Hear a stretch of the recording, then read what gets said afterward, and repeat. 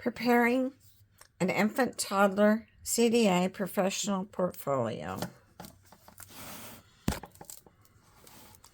The first page of your portfolio will be the My CDA professional portfolio that you tore out of your CDA competency standards book.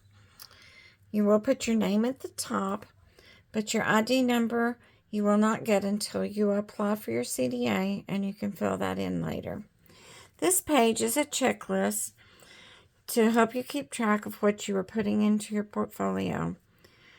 You have a list of tabs that you need to label. It tells you exactly what goes behind each tab. And then as you put everything in your portfolio, you can check it off. When you have everything inserted, then you can sign and date it. Tab A will be your summary of My CDA education sheet. This is also found in your competency standard book. It should be torn out and the original placed into your portfolio. These 8 areas are the subject areas you must get at least 10 hours of education in. However, you do have to have a total of 120 hours. So some of these may have more than 10, but you have to have at least 10 in each. Once all your education is completed, then you may sign it and date it. Behind it, you would put any certificates or transcripts that you have received. Tab B begins with the Family Questionnaire Summary Sheet. You will also take this out of your competency standard book, placing the original in your portfolio. You will put your name at the top, and as soon as you have it, your ID number. You will fill in all parts of the summary. The first, how many questionnaires you sent out. The second, how many you received back. And you do have to have a majority received back. What is your area of strength that the questionnaires noted? And what are some areas of professional growth that they also noted? Question 4 is just stating that you've taken the strengths and areas of growth and put them into your CDA verification reflective dialogue worksheet. You will put the strengths in section A and the professional growth opportunities in section B. Sections C, D, E, and F, as well as the back page, will be completed during your verification visit. You will follow that with your family questionnaires. I have put a confidential page on top so that it's clear that these are not to be read. When the PDS comes for your visit, they will count how many questionnaires are in here, but they will not read them. And then I've put another confidential sheet on the back. Tab C. Competency Statement 1. To establish and maintain a safe, healthy learning environment. All of your competency statements are limited to 500 words. You will begin each competency standard with how you meet the standard.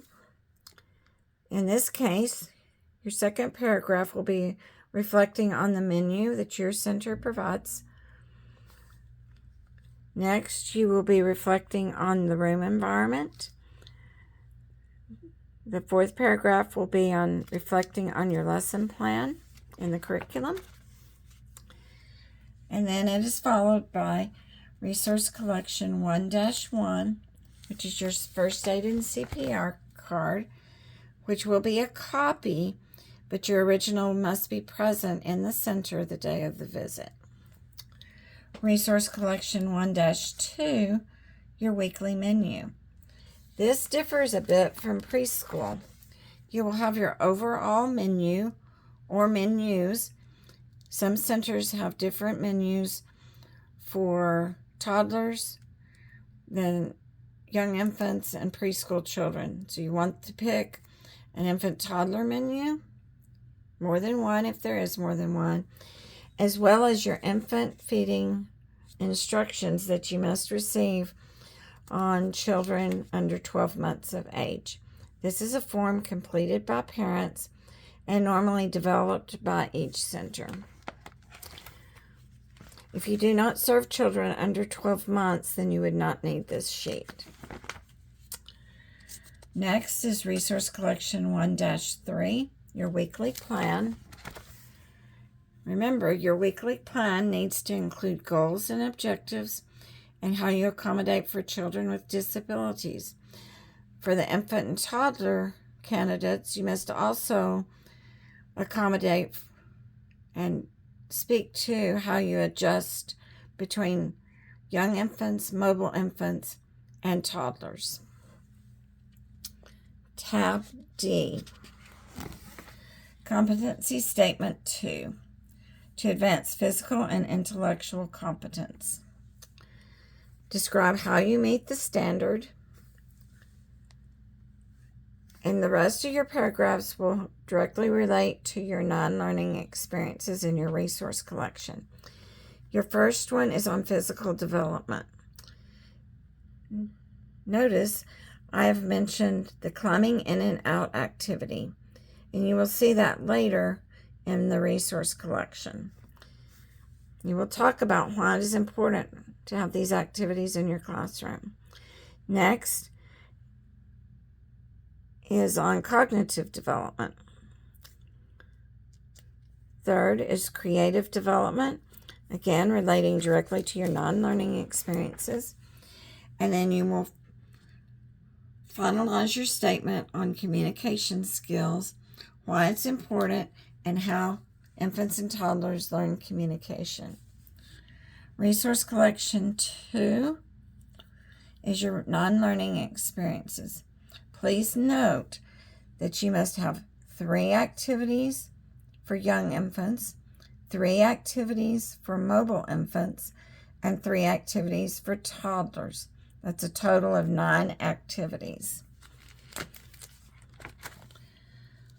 As you write your learning experiences, you will want to put the resource collection number at the top, as well as the topic. Follow that with a title, the age group, in this case toddlers, the goals, meaning what the children will learn, materials that you need to do the activity, how do you teach the activity, and be as detailed in this section as possible. Think about if a substitute comes to your room to teach this activity, will they know exactly what to do? And then finally, why is this activity developmentally appropriate for the age group mentioned at the top? So you'll see science and sensory. Then we have language and literacy. The same format is followed. Note that this one, though, is for a mobile infant. Then we have creative arts for the third one. Again, specifically for toddlers. And this is the experience that I wrote about in my statement. Sometimes you may want to include some additional tips for the activity. Then we have 2-4, which is fine motor, and it is required that it be an indoor activity. And in this case, we have young infant. So far we have covered all 3 age groups for infants and toddlers. Next is gross motor, which must be an outdoor activity. The same format is followed. It's for a mobile infant.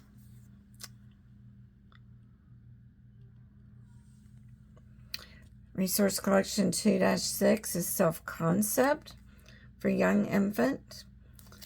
The same format. And in this one, there were some alternatives listed so that you can make it easier or harder for the child.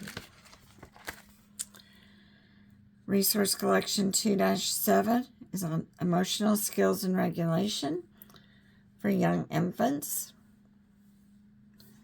Also includes some tips. Resource collection 2-8, social skills for mobile infants.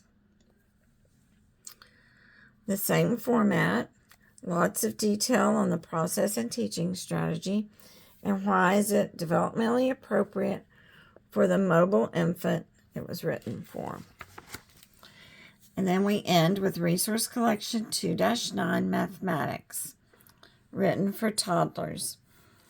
And so we have a toddler, mobile infant, and young infant. So that's one of each.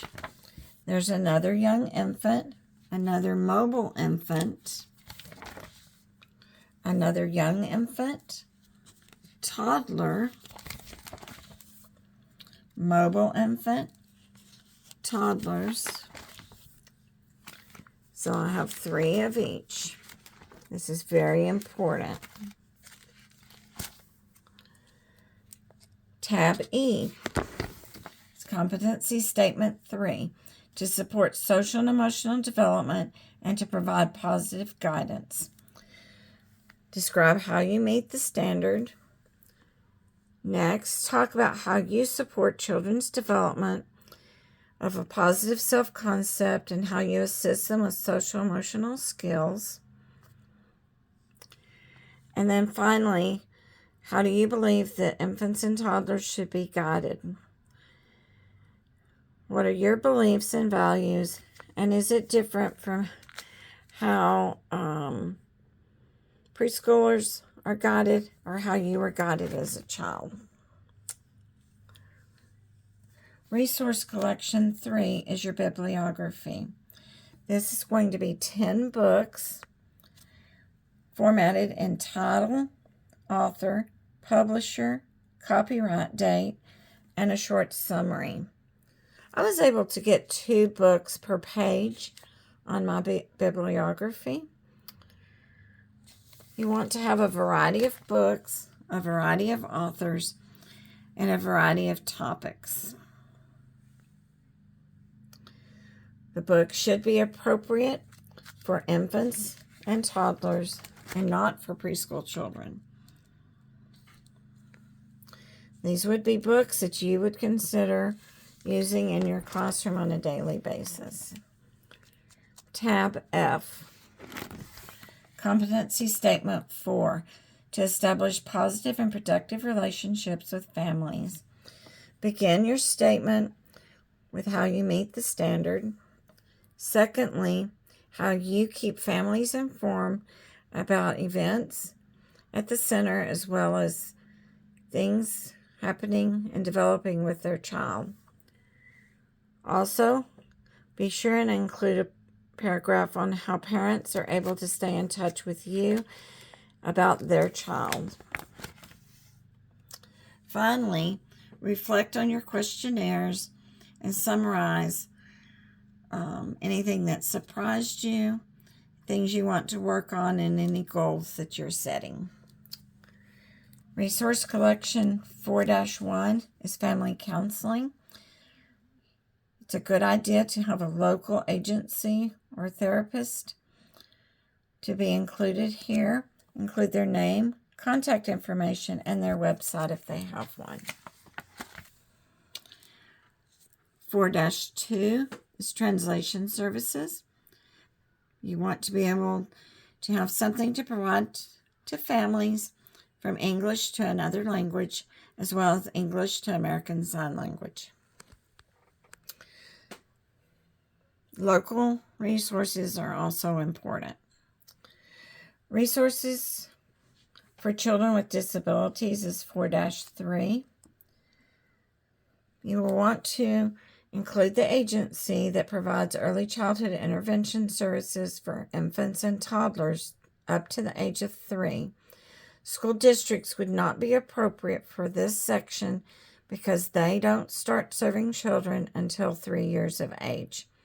So be sure when you're researching that you list the name and contact information and description of someone that serves birth to 3.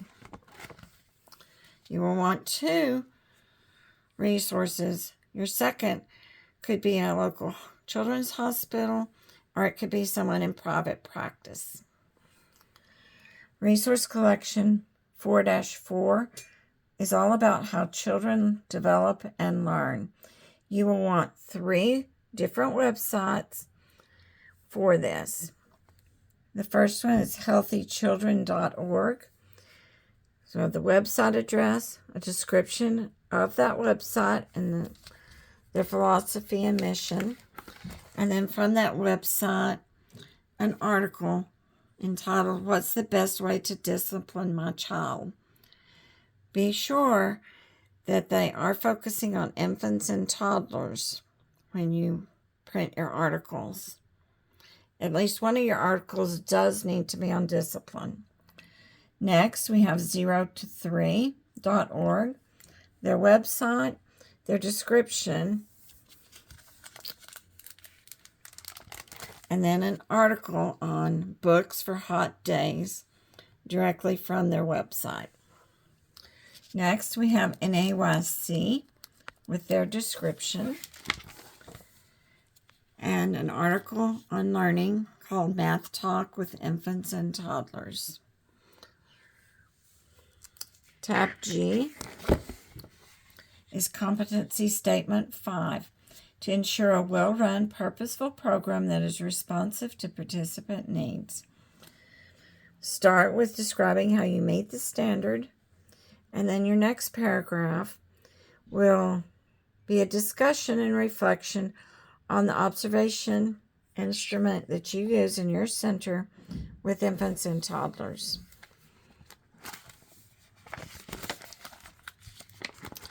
Next, you will have a resource collection 5 that includes record-keeping forms, accident incident report, an emergency form, and a completed observation tool, as seen on the next pages. In this case, this is a form from the Texas Health and Human Services Licensing Division. It is an incident or illness report. Your center may have their own unique form, and that is also acceptable. Your state, if you're not from Texas, may also have a form you use. Next, you would have something that includes emergency information.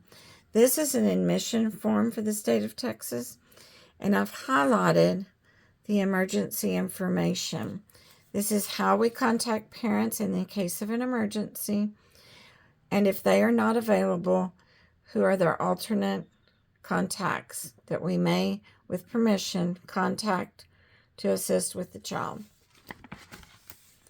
Finally, you will have your instrument that you use for observation and documentation of children's development. Be sure you take off the child's name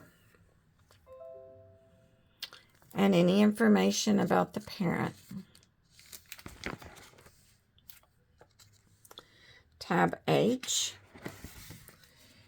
Competency Statement 6, to maintain a commitment to professionalism. How do you meet the standard? Why did you become an early childhood professional? And then finally a paragraph on what indicators you possess that indicate you are a professional. Resource Collection 6-1 are your regulations for child care centers. You'll want the name of the agency and their local contact information. Behind this cover page, you will find qualifications for directors, qualifications for teachers, as well as ratios and group size. Here are the qualifications for the director.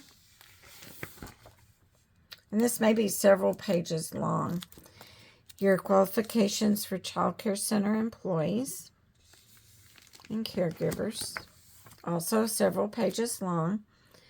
And then your ratios and group sizes. Your minimum standards for your state should tell you what your minimum ratio is and what is considered a group. If you offer additional things outside of the classroom, such as field trips, water play, swimming, night care, sick care, and so on, then you would also include those ratios and group size information. Resource collection 6-2 are your early childhood associations. You will want 2 or 3 of these. You will give the name of the association, their website, the professional resources they provide, and how you go about becoming a member. This is something that teachers and other early childhood professionals would actually join. So this is not services for families. This is services for teachers and administrators. Next, I've listed the National Head Start Association, their website, their resources, and their membership opportunities. Next, you have Resource Collection 6-3, the Texas Legal Requirements for Abuse and Neglect. And of course, if you're in another state, you would use your state's regulations. We'll name the agency and indicate that the mandatory reporting guidelines are attached. This is a simple form that gives you the phone and the online hotline, what to do in emergencies, where to go for questions, and then it gives you the information again on how to make a report by phone, online, or if you need assistance by phone. And then finally, the recognizing signs of abuse and the legal definitions. And these are links so that you can get more information. Tab I is your professional philosophy statement. There's no word count requirement on this. This is about what you believe about young children, how they learn and develop, what your role in their lives is. This should be more like an overview of everything else that you have put into your portfolio. And that is a completed portfolio. Once everything is there, you go back and sign and date this page. This should be the latest date seen in your portfolio. You're now ready to apply for your CDA.